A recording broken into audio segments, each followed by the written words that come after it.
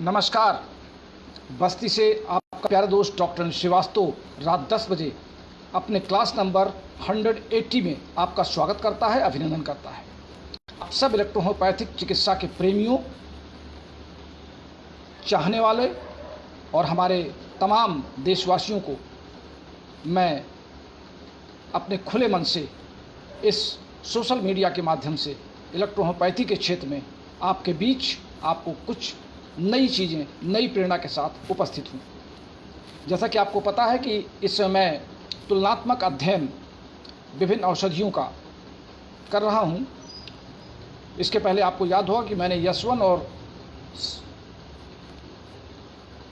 C1 के बारे में और L1 और A3 के बारे में ये मैंने आपके 2 क्लास लिए थे। और आज मैं एक बार फिर रिवाइज कोर्स यस5 और C5 के बारे में आज चर्चा करूंगा। आपके सवालों की तो बहुत झड़ी है और आप पूरे देशवासी इलेक्ट्रोहोम्योपैथी के जितने भी प्रेमी हैं वो विभिन्न सवालों पर हमारे जवाब चाहते हैं, विभिन्न रोगों पर व्याख्यान चाहते हैं। लेकिन ये पूरा सप्ताह यानी जो अगला भी सप्ताह आएगा, मैं उस पर केवल अभी तुलनात्मक औषधियों की चर्चा करूँगा। आप अपने रोग पर चर्चा हमारे व्यक्तिगत व्हाट्सएप नंबर पर कर सकते हैं, अपनी शिकायत लिख सकते हैं, अपने सवाल लिख सकते हैं, उसके जवाब हम देते रहते हैं। फेसबुक पर भी जहाँ तक संभव है हम आपके सवालों का जवाब देते हैं। चूँकि मेरी जो व्यस्तता है उस कारण कभी कभी आपके फ़ोन कॉल्स मैं अटेंड नहीं कर पाता, लेकिन मैं कॉल बैक करता हूँ। और आप कोशिश किया करें कि मुझे कॉल तभी किया करें जब आप वास्तव में बहुत अधिक मेरी ज़रूरत आप महसूस करें। अनावश्यक विषयों पर फ़ोन कॉल करके मेरे समय को नष्ट ना करें, चूँकि मैं आपके लिए बहुत महत्वपूर्ण पुस्तक लिखने में लगा हूँ, प्रैक्टिस ऑफ मेडिसिन, जो एक अजीब तरीके की, एक बिल्कुल नए कलेवर में, जिसको इलेक्ट्रोहोम्योपैथी के प्रैक्टिस ऑफ मेडिसिन का बेस माना जा सकता है, जिसमें हम इस तरह के चार्ट दे रहे हैं कि आप रोगी से किन किन सवालों को करेंगे और किस तरह वो सवालों के जवाब से अंग निकल के आएंगे।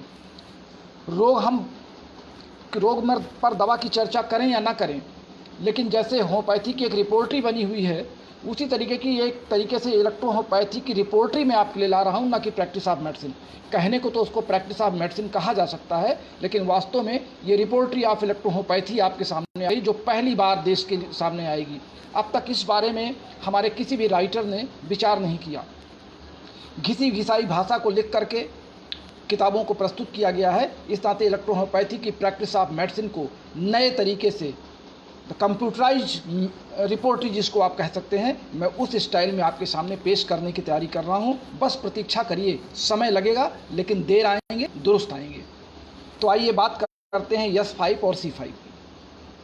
जैसे हमने आपको परसों के क्लास में L1 और A3 हम क्यों लेते हैं अपने विभिन्न कॉम्बिनेशन में, तो उसी कॉम्बिनेशन में हमारा जो CNS मेडिसिन है, उस CNS मेडिसिन की 2 बहुत महत्वपूर्ण औषधियाँ हैं, यस5 और C5। यस5 हमारी फंक्शनल ग्रुप की मेडिसिन है और C5 हमारी टिश्यू ग्रुप की मेडिसिन है, टिश्यू रेमेडी है जिसको कहते हैं। यस5 में अगर हम बात करें तो हमारे 9 पौधों को इसमें मिलाया गया है।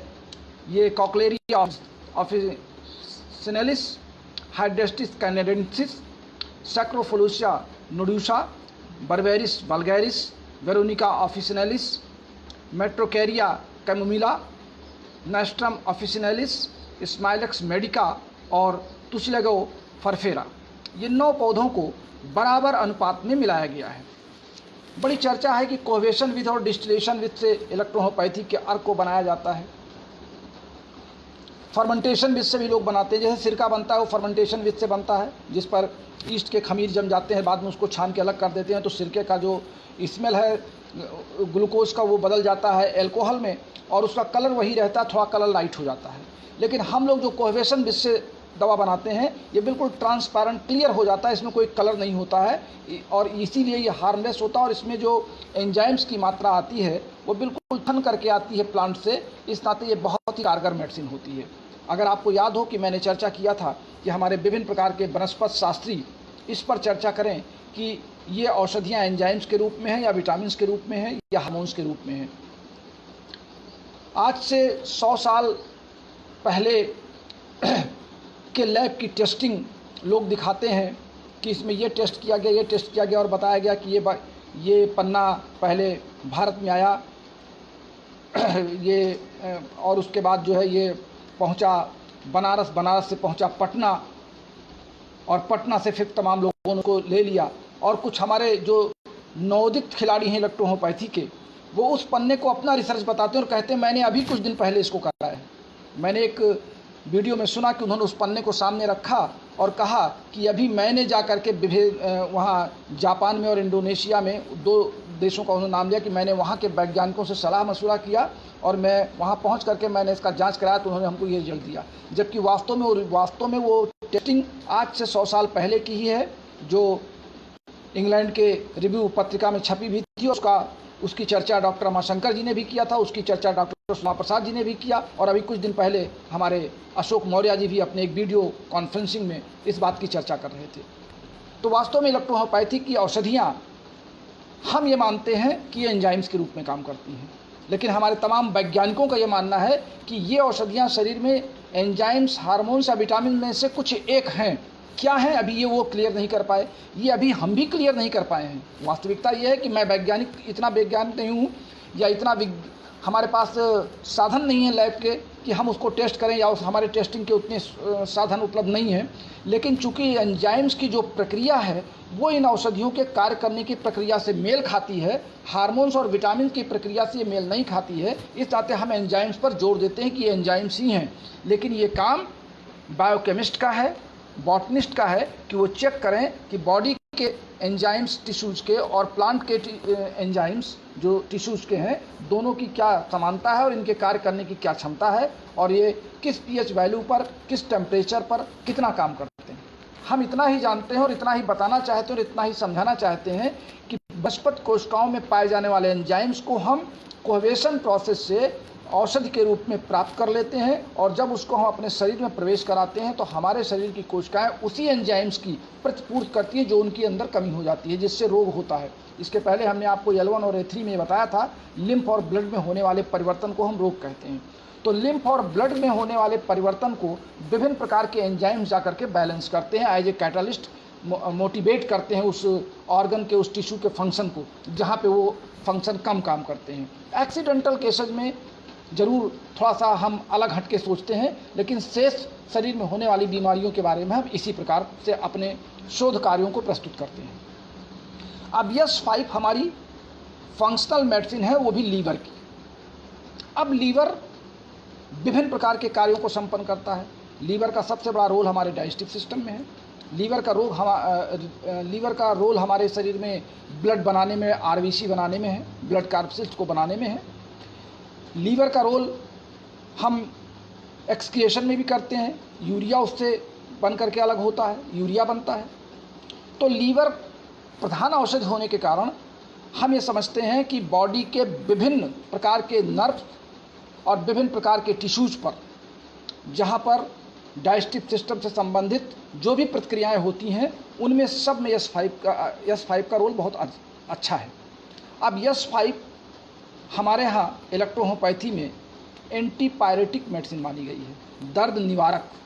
जब हम यस5 को BE के साथ प्रयोग करा देते हैं और दोनों को 10-10 ड्रॉप 30 ml के सीसी में डाल करके डिस्टिल वाटर में, और बाद में उसमें से हम 20-20 ड्रॉप निकाल करके रोगी को देते हैं, तो अच्छे से अच्छा फोड़ा बैठ जाता है, उसका दर्द समाप्त हो जाता है, और अगर वो पकने की स्थिति में है तो पक जाता है, पस बाहर आ जाता है।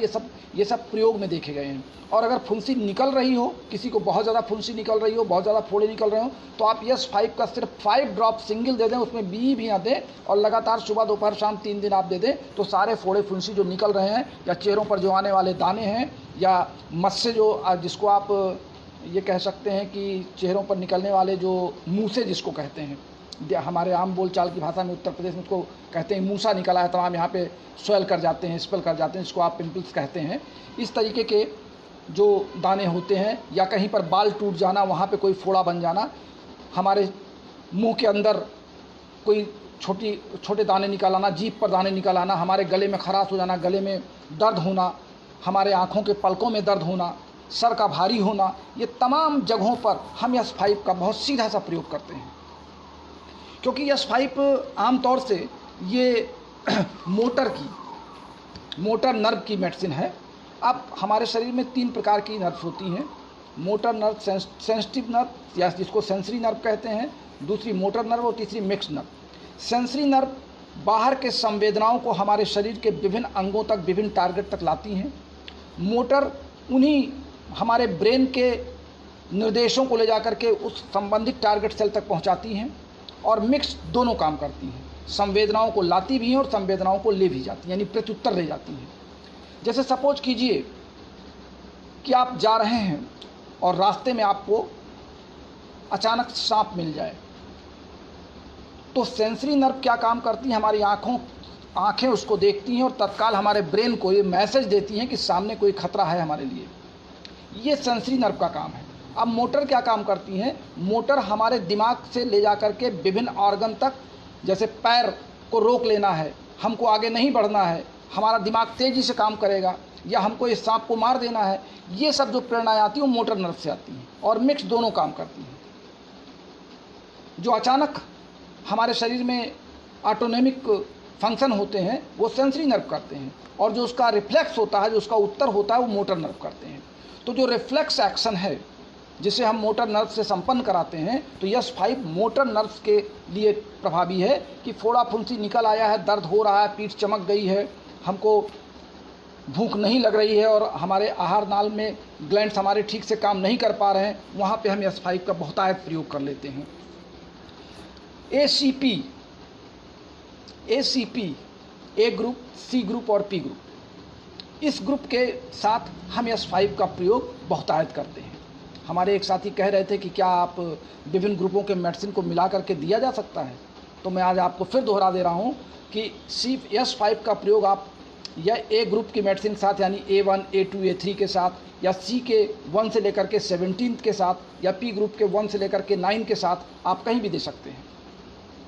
अगर आदमी का शरीर बहुत हैवी हो रहा है, वो मोटापा उसको चढ़ रहा है, तो यस5 के 5 ड्रॉप्स सुबह दोपहर शाम देने से उसका फैट रिलीज हो जाता है, आदमी दुबलेपन की ओर आता है। ऐसा भी अनुभव में देखा गया है, देकर के प्रयोग में।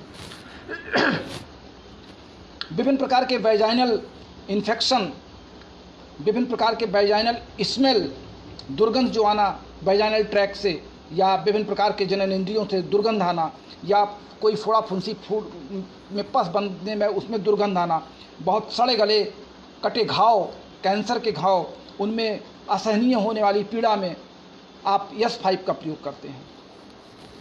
इस समय मेरे पास थोड़ा सा साधन कम है यहाँ पे आपको दिखाने का। मेरे पास एक महाराजगंज जिले का एक जीभ के कैंसर का रोगी है, जो पहली बार मेरे पास आया था। अगर आपको याद हो, मैंने उनकी फ़ोटोग्राफ्स आप सबको प्रेषित की थी अपने क्लिनिक पर से। और 2 महीने जब मैंने उनकी दवा किया था तो उनके जीभ में जो कट थे या जो घाव थे वो लगभग भरने लगे थे। लेकिन चूंकि मेरे डिस्पेंसरी से महाराजगंज की दूरी 182 किलोमीटर है और उनको आने में दिक्कत होती थी, तो उन्होंने नज़दीकी डॉक्टर का चयन कर लिया, और उस डॉक्टर ने उनको लगभग 11 महीने तक अपने हिसाब से अलग अलग तरीके से दवा किया। और उसका परिणाम ये हुआ कि उसकी जीभ पीछे से 4 खंडों में फट के अलग हो गई, 4 टुकड़ों में जीभ बढ़ गई। और फिर अभी 15 दिन पहले रोगी के गार्जियन ने मुझसे संपर्क किया, तो मैंने कहा कि मैं तो आपको दवा दे रहा था, आप यहाँ से चले गए, तो भाई मैं उसमें क्या कर सकता हूँ, उस डॉक्टर ने आपको क्या दिया है मैं क्या बता सकता हूँ। फिलहाल बहुत अनुरोध के बाद मैंने उनकी दवा फिर आरंभ की, और मैंने इस रोगी को अपने यस5 की प्रमुखता दे रखी है। यस5 से मैं उसकी जीभ को साफ भी करवाता हूँ, यस5 को भिगो करके जीभ पर रखवाता भी हूँ कुछ देर के लिए, और बाकी मेडिसिन तो जो मैं दे रहा हूँ वो दे ही रहा हूँ। और दर्द कम है, जीभ में जो सफ़ेदी थी वो लाली आ गई है, जो सूजन था वो अभी कम हो रहा है। लेकिन अभी चूँकि दवा मात्र 16 दिन मैंने किया है दूसरे स्पेल में, फर्स्ट स्पेल की जो मैंने दवा किया था वो तो ख़त्म हो गया, दूसरे डॉक्टर ने उसको अपने हिसाब से ट्रीट किया, उन्होंने क्या दिया मैं नहीं समझ पाया। अब सेकंड स्पेल में मैंने अभी 16 दिन की दवा उनको दी है, और यस5 ने बड़ा अच्छा काम वहाँ किया है। हालांकि पहले 10 दिन तक तो रोगी को दर्द में कोई लाभ नहीं हुआ, लेकिन अब रोगी बता रहा है, गार्जियन बता रहे हैं कि हाँ अब दवा का असर कुछ समझ में आने लगा है।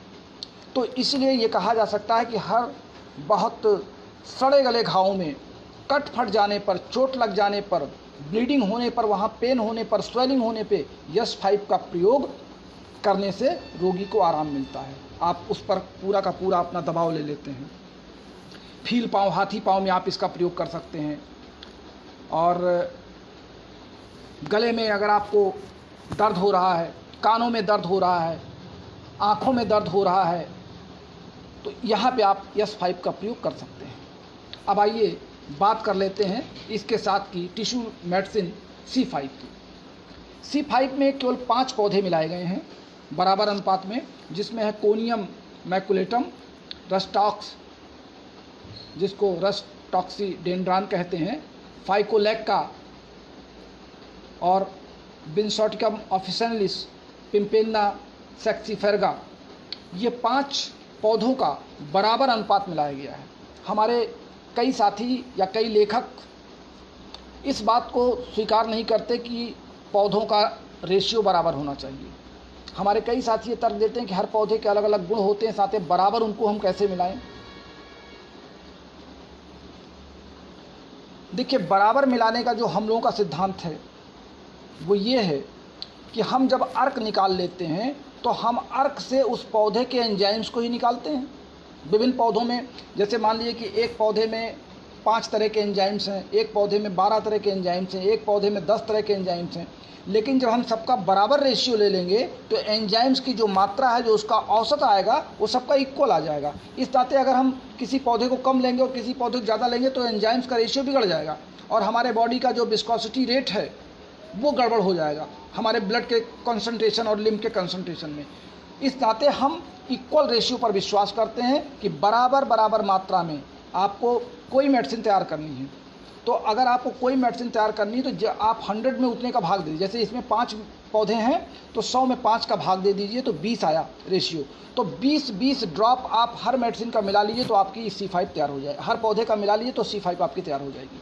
फिर वो आपका D1 होगा, उससे 19 में आप D2 तोड़ लेंगे, फिर 19 में आप D3 तोड़ लेंगे और D3 तक जाने के बाद आपके तोड़ने का तरीका समाप्त। फिर आप उसको 450 ml में कन्वर्ट कर लीजिए और रोगी के साथ अच्छा प्रयोग करके देखिए इसका रिजल्ट। अब C5 का प्रयोग हम यस5 के पैरेलल करते हैं। यस5 के पैरेलल का मतलब कि जहाँ पे हम यस5 देंगे वहाँ पे हमको C5 ज़रूर देना है। ज़रूर इसलिए देना है कि चूँकि यस5 आपका फंक्शनल रेमेडी है और C5 आपकी टिश्यू रेमेडी है, तो दोनों की रेमेडी जब आप देंगे तो संबंधित अंग यानी लीवर की दवा दोनों ही है। ये लीवर के टिश्यू में काम करेगा, वो लीवर के फंक्शन में काम करेगा। यस5 लीवर के फंक्शन को कंट्रोल करेगा और C5 लीवर के टिश्यू के फंक्शन को कंट्रोल करेगी, यानी विभिन्न कोशिकाओं के अंदर की, और वो कंप्लीट पूरे लीवर को काम करेगा। यानी ये जो लीवर की सेल्स होती है जिसको हम हिपेटोसाइट्स कहते हैं उन पर ये काम करना शुरू करेंगी और ये भी मोटर और सेंसरी दोनों नर्व पे काम करेंगी, अर्थात ये मिक्स्ड होती हैं क्योंकि इनको संदेश टिश्यू रेमेडी को लाना भी रहता है और देना भी रहता है। तो हम इस प्रकार ये कह सकते हैं कि ये एक प्रकार का यस5 की कॉम्प्लीमेंट्री मेडिसिन है। अब C5 के साथ एक और है कि अगर दर्द हो रहा है कहीं पर, किसी पार्ट में स्वेलिंग है, यस5 आपने दिया है स्वेलिंग समाप्त करने के लिए, दर्द समाप्त करने के लिए, लेकिन वहाँ पे टिश्यू में जो ब्लड रुका हुआ है उस ब्लड को वहाँ से हटा करके उस टिश्यू को बराबर मेंटेन करने का काम C5 के साथ जब आप A2 लगा देंगे, जिसको आप C7 कहते हैं, यानी C7 में हम C5 और A2 लगाते हैं, तो हम ये मान सकते हैं कि C ग्रुप को A ग्रुप के साथ जोड़ करके जब हम देते हैं तो रोगी हमारा विभिन्न प्रकार के घावों से अपने आप को बहुत अच्छा लाभ में अनुभव करता है और रोगी हमारा ठीक भी हो जाता है। हमारे बॉडी के विभिन्न प्रकार के जो ग्लैंडर में इन्फेक्शन होता है, जोड़ों में दर्द होता है, गांठों में दर्द होता है, अंगुलियां मुड़ती नहीं। अभी दिन में हमारे एक डॉक्टर साहब ने लिखा था कि मेरी अंगुलियां 8 साल से बिल्कुल यूँ काम नहीं कर पा रही हैं। इन सब कामों में, गांठों में दर्द, जोड़ों में दर्द, कान में सुनाई न पड़ना, हमारे मुंह के अंदर कोई घाव बन जाना, वो अधिक दिनों तक ठीक ना होना, वहाँ पे हमको C5 के साथ A2 लगाना ही पड़ता है। और जहाँ तक हमारा CNS है, CNS में हमने यस5 और C5 दोनों को लगा रखा है, हमने वहाँ पे A2 नहीं लगा रखा है। अगर A2 की आवश्यकता तभी होती है जब घाव पुराना हो रहा हो, उसमें दर्द ज़्यादा हो, स्वेलिंग हो, लाली हो, बना दिखाई पड़ रहा हो, तो वहाँ पे हम A2 देते हैं। जब रोगी कहता है कि हमको दर्द का अनुभव हो रहा है या आंतरिक चिलकन हो रही है जिसको आप कहते हैं, मीठा दर्द हो रहा है अगर किसी पार्ट में, तो वहाँ भी हम C5 के साथ A2 जोड़ देते हैं।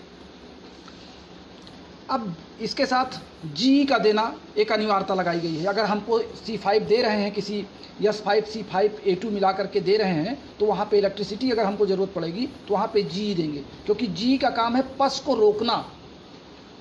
हमारे एक साथी कल इलेक्ट्रिसिटीज़ पर अपना लेक्चर दे रहे थे, बड़ा अच्छा उन्होंने व्याख्यान दिया, डॉक्टर अशोक मौर्य जी ने। लेकिन इलेक्ट्रिसिटी का प्रयोग, हमने आपसे कहा है कि इलेक्ट्रिसिटी में, जैसे उनका तो विषय था पॉजिटिव और नेगेटिव पे, बहुत अच्छा उन्होंने कहा उस पर कि पॉजिटिव नेगेटिव के झमेले को समाप्त कर दिए। जो मैं कहता हूँ वही बात उन्होंने भी अपने लेक्चर में कहा, और उस पर बड़े अच्छे उनके अपने अनुभव भी रहे हैं। पॉजिटिव और नेगेटिव या डाइल्यूशन, जब तक आप ये अपने दिमाग से बाहर नहीं निकालेंगे, हमारे वो साथी जो बार बार हमसे सवाल करते हैं, अभी किसी ने कल किया था या आज दिन में ही शायद डाइल्यूशन चर्चा चल रही थी, तो मुझे उस ग्रुप को कुछ देर के लिए अभी लॉक कर देना पड़ा, क्योंकि उस पर बड़ी लंबी बहस होने जा रही थी डाइल्यूशन चक्कर में। देखिए, डाइल्यूशन का कोई नामो निशान D3 के बाद नहीं है। D3 आप D1 को डाइल्यूशन कह सकते हैं, पहला डाइल्यूशन, दूसरा डाइल्यूशन, तीसरा डाइल्यूशन, क्योंकि हम डाइल्यूट करते हैं। डाइल्यूट मीन उसको हल्का करते हैं, सांद्र से तनु करते हैं, हिंदी में जिसको कहते हैं, यानी कंसंट्रेट से हम डाइल्यूट करते हैं, और डाइल्यूट करने को ही हम डाइल्यूशन ले लेते हैं। जब उसको डाइल्यूट करके मेडिसिन कम करते हैं और व्हीकल ज़्यादा कर देते हैं, व्हीकल का मतलब डिस्टिल वाटर या RS जिसमें आप बनाना चाहें, तो जब हम उसको डाइल्यूट कर ले जाते हैं और D3 तक डाइल्यूशन उसका ले आते हैं, तो D3 हमारे ब्लड के विस्कोसिटी से मैच कर जाती है, और फिर हमको उसको डाइल्यूट करने की जरूरत नहीं पड़ती है। अब ये जो डाइल्यूशन का चक्कर है, जो लोग डाइल्यूट करने का तरीका बताते हैं, ये किसी अन्य चिकित्सा पद्धति का तरीका है, क्योंकि उनके दवा बनाने का तरीका भी दूसरा है। उनके यहाँ दवाइयाँ पौधों के अलावा तमाम चीज़ें उसमें मिलाई भी जाती हैं, तमाम तरह के ऑर्गेन मिलाए जाते हैं, तमाम तरह के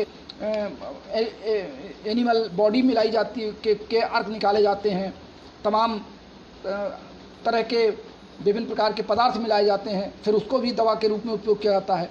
तो उनके डाइल्यूट करने का तरीका दूसरा है, और हम विभिन्न प्रकार के पौधों को मिला के एक दवा बनाते हैं। तो अगर हम उसको डाइल्यूट कर देंगे तो हर पौधे के एंजाइम्स का रेशियो जो हमारे बॉडी में जाना चाहिए वो प्रॉपर नहीं पहुंच पाएगा और रोग ठीक नहीं होगा। जितने लोग ये कहते हैं कि मैंने 10वां डाइल्यूशन दिया तो बड़ा अच्छा काम कर गया, 8वां डाइल्यूशन दिया तो बड़ा अच्छा काम कर गया, मैं 110% गारंटी के साथ कहता हूं कि वो इलेक्ट्रोहोमोपैथी की औषधियाँ यूज़ नहीं करते।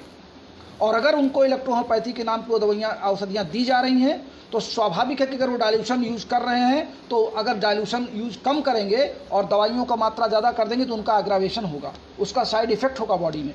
लेकिन हमारी इलेक्ट्रोहोमोपैथी की औषधियाँ जिसकी चर्चा अनिल श्रीवास्तव करते हैं, या डॉक्टर रमाशंकर के अनुयायी करते हैं, या डॉक्टर अशोक मौर्य करते हैं, हम लोग जो चर्चा करते हैं, हम इलेक्ट्रोहोमोपैथी के औषधियों की चर्चा करते हैं। और ये औषधियाँ कोहेवेशन प्रोसेस से बना करके ट्रांसपेरेंट, बिल्कुल शीशे की तरह गिलास में जैसे पानी होता है, आप वैसे ही अपनी इलेक्ट्रोहोमोपैथी की मेडिसिन को गिलास में लीजिए और इस पार से उस पार दिखाई देना चाहिए। ये हार्मलेस होती हैं, टास्टलेस होती हैं और ट्रांसपेरेंट होती हैं, बिल्कुल क्लियर। इसके देने से हम 38 मेडिसिन को एक साथ एक गिलास में मिला रहे हैं और पी जाएँ, हमारे ऊपर कोई एग्रावेशन नहीं होगा, क्योंकि अगर उसकी हमारे शरीर में ज़रूरत नहीं है। और जितनी मेडिसिन की ज़रूरत होगी वो हमारी कोशिकाओं में काम करेंगी, शेष मेडिसिन हमारे बॉडी के फीडबैक मैकेनिज्म से डिजॉल्व हो जाएंगी। लेकिन जो लोग डाइल्यूशन का दावा करते हैं कि जब तक मैं डाइल्यूशन नहीं देता, 1000वां देता हूँ, 200वां देता हूँ, तभी जाके इलेक्ट्रोहोमोपैथिक दवा काम करती है, वो लोग इलेक्ट्रोहोमोपैथी की औषध नहीं देते हैं। इलेक्ट्रोहोमोपैथी के सिद्धांत के कोहेवेशन प्रोसेस से नहीं देते हैं। वो लाल, पीले, नीले, काले अर्क को मिला करके दवा बनाते हैं, उसको डाइल्यूट करते हैं, देते हैं, तो उसका अगर ज़्यादा कम मात्रा में हो गया तो उसका एग्रावेशन भी दिखाई पड़ता है। जैसे हमारी एक साथी दिल्ली की थी, उन्होंने कहा कि यशोन मैंने खाया और मुझे पूरे शरीर में मुझे पित्ती निकल आई, मेरे दाने निकल आए। तो मैंने कहा ऐसा तो हो ही नहीं सकता। बोली अरे सर, मैंने यशोन ही खाया था और यशोन मैंने 2 दिन खाया और मेरे पूरे शरीर में दाने दाने निकल आए। तो हमने कहा मात्रा कितनी थी, बताया मात्रा तो ठीक ही थी। तो मैंने उनसे कहा कि इलेक्ट्रोहोमोपैथी की वो यशोन सही नहीं है, वो किसी अन्य चिकित्सा पद्धतियों की दवा है और उसको यशोन कह करके आपको दिया गया है। अंतर इतना ही है, बस केवल आपको समझने की देर है। आप डाइल्यूशन का प्रोसेस छोड़ करके इलेक्ट्रोहोमोपैथी की औषधियाँ विशुद्ध रूप से मंगाइए और इलेक्ट्रोहोम्योपैथी के सिद्धांत पे 450 ml से मिला करके बना करके प्रैक्टिस कीजिए। देखिए आपके प्रैक्टिस में 4 चांद लगेंगे। ये कोई ज़रूरी नहीं कि डॉक्टर अनिल श्रीवास्तव जो बता रहे हैं वो सत्य हो, आप उसका प्रयोग करके देखिए और जब आपको प्रयोग लगे, अभी आज दिन में मिस्टर हिरेंद्र, शायद हरेंद्र जी हैं ग्वालियर से, या कोई और डॉक्टर, मुझे नाम नहीं याद आ रहा है, उन्होंने मुझको 2 बजे फ़ोन किया कि सर मेरे क्लिनिक पर एक लकवा का पेशेंट, फालिज का पेशेंट अभी 20 मिनट पहले आया है, बताइए सर मैं क्या करूं, मैं क्या दवा दूं। 2:02 पे मैं लंच कर रहा था, उनका फ़ोन आया। पहले तो मैं अवॉइड कर रहा था कि लंच कर लूं, लेकिन मैंने कहा हो सकता है कोई डॉक्टर कर रहा है तो कोई बहुत ज़रूरी होगी। उन्होंने कहा सर बताइए। मैंने उनको दवा बताया, मैंने कहा इसमें आप कुछ मत दीजिए उनको, F1, बेन1, C1 और आरी दे दीजिए, एक साथ मिला करके 40-40 बूंद, और दूसरी यशवन उनको हर 10 मिनट बाद 10-10 ड्रॉप देना शुरू कीजिए। और मैंने कहा मुझको रिपोर्ट कीजिएगा आप 2 घंटे बाद, क्योंकि हर आधे घंटे पे 4 बार कम से कम 4 डोज दे दें। ठीक 4 बजे उन्होंने हमको फ़ोन किया कि सर रोगी तो बिल्कुल अच्छा और वो आपसे बात करना चाहता है। और रोगी ने मुझसे फ़ोन पर बात किया। बाद में आप लोगों ने देखा भी हो ग्रुप पे कि एक पत्र बना करके डॉक्टर साहब ने ग्रुप में डाला था। ये है इलेक्ट्रोहोम्योपैथी की औषधियों का कमाल। डॉक्टर अनिल श्रीवास्तव के बताने से फार्मूला नहीं काम करेगा। अगर दवा सही है, उसका देने का तरीका सही है, तो रोग पर नियंत्रण तो होना ही होना है। हमारे वो साथी जो आलोचना करते हैं कि मेरी क्लिनिक ही नहीं खुलती है, मैं प्रैक्टिस ही नहीं करता हूँ, मैं केवल लेक्चर ही देता हूँ, तो अगर मेरे लेक्चर देने के फार्मूले से हमारे डॉक्टर साथियों को लाभ हो रहा है तो यही मान लिया जाए कि मैं इलेक्ट्रोहोम्योपैथी की सेवा इसी रूप में कर रहा हूँ। और अगर मेरे रोगी ठीक हो रहे हैं तो वो भी मेरी एक सेवा है। हमारे डॉक्टर्स अगर इलेक्ट्रोहोम्योपैथी में नाम कमा रहे हैं तो वो भी एक सेवा है। जब आप इलेक्ट्रोहोम्योपैथी के विशुद्ध औषधियों से सैद्धांतिक रूप से उसके कार्यों करेंगे, हम किसी राइटर की आलोचना नहीं करते, हम किसी लेखक की आलोचना नहीं करते, हम मैटी के सिद्धांत की अवहेलना नहीं करते, लेकिन हम ये भी नहीं कहते कि आप मैटी जी जितना बता गए उससे आगे कुछ मत करिए। हमेशा हर चिकित्सा प्रणाली में शोध कार्य होते हैं, इलेक्ट्रोहोम्योपैथी में भी शोध किया जाना चाहिए। भारतीय पौधों पर भी शोध होना चाहिए, भारतीय पौधों से कोहेशन विष से दवाएं बनाई जानी चाहिए और उस पर प्रयोग करके रोगियों पर उसके लाभ को देखना चाहिए, उसको नोट करना चाहिए, उसकी एक समरी बनानी चाहिए। यही है विज्ञान के शोध का तरीका और विज्ञान में प्रगति करने का तरीका।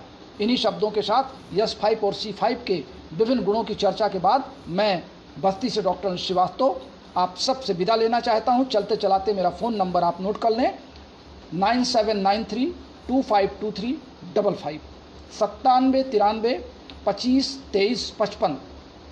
और जिन लोगों को हैंडबुक ऑफ इलेक्ट्रोहोम्योपैथी के ऑर्डर अभी और देने हैं उनके लिए हमारा फ़ोनपे नंबर है 9450563748, 9450563748। इस पर आप 1650 रुपये मेरे अकाउंट में भेजेंगे तो आपको पोस्ट ऑफिस के माध्यम से आपके होम एड्रेस पे बुक यहाँ से सेंड कर दी जाएगी। जिन साथियों ने अभी 3 दिन पहले तक और आज सुबह तक जिन्होंने हमारे पास पैसे भेजे हैं उनकी बुक, चूँकि बरसात बहुत तेज़ थी तो आज तक मैं नहीं भेज पाया हूँ, कल सुबह उनकी बुक यहाँ से पोस्ट हो रही है और कल लगभग 24 लोगों की बुक मैं पोस्ट ऑफिस से भेज रहा हूँ। आप सब 1 हफ्ते के अंदर अपनी किताबें अपने घर के होम एड्रेस पे पा जाएंगे। तो बस आज के लिए इतना ही, कल फिर मिलते हैं।